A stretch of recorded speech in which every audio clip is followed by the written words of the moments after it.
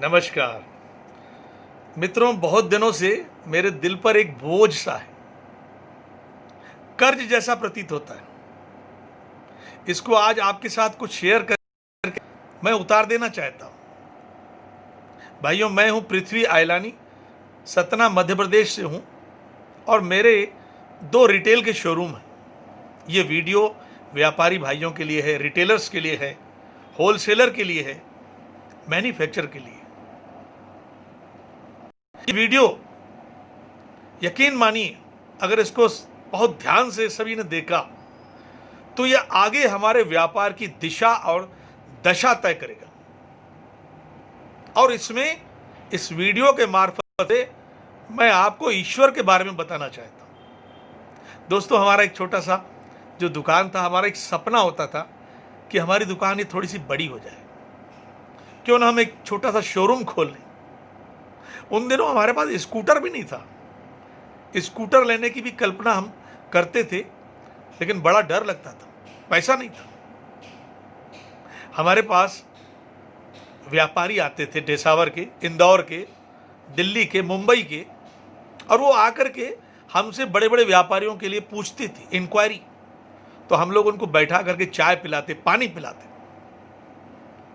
और इस दौरान उनके प्रोडक्ट के बारे में पूछते और बड़ी बड़ी जानकारियां देसावर के बारे में, बाहर के बारे में नई नई जानकारियां हमको मिलती थी। एक बार किसी ऐसे ही ट्रेडर ने ईश्वर बन करके हमको कहा कि क्यों ना आप एक बड़ी दुकान खोलिए, मैं आपके साथ हूं, आपको कितना माल चाहिए, और पेमेंट की तो आप बिल्कुल चिंता ही मत कीजिए, क्योंकि मैं आपको जानता हूं, आपके पिताजी को जानता हूं।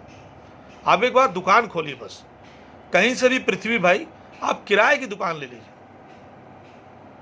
दोस्तों, मूर्तियों में हम ईश्वर ढूंढते। इन दिनों लॉकडाउन में जब सब कुछ बंद था, ईश्वर को ताला लगा दिया गया। तो भी क्या ईश्वर नहीं था? ईश्वर था, लेकिन हम ईश्वर को सिर्फ मूर्तियों में ढूंढते। मैं आपको बहुत पुरानी ये बात बता रहा हूं। वो जिसने हमारी मदद की वो ईश्वर था। उसने हमारी अंगुली पकड़ी, उसने देखा कि ये छोटा सा बच्चा सपना देख रहा है, क्यों ना इसके सपने को साकार करें। और हमारा सपना साकार हुआ, हमारा शोरूम बना।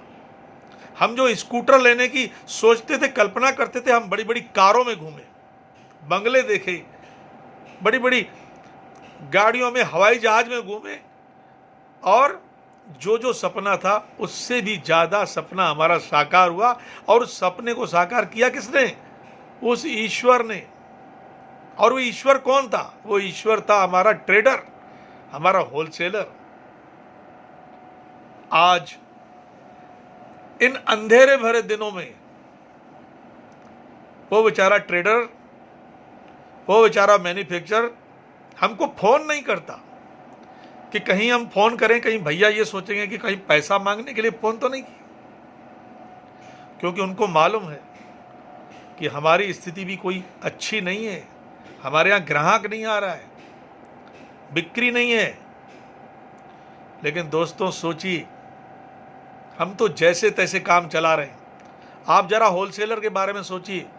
एक तो बहुत सारा माल उसके पास पड़ा हुआ है, आ रहा है, पिछला ऑर्डर उसका पेंडिंग है, और बहुत सारा पैसा उसने हमको, आपको, रिटेलर्स को दे चुका है उसका माल पास।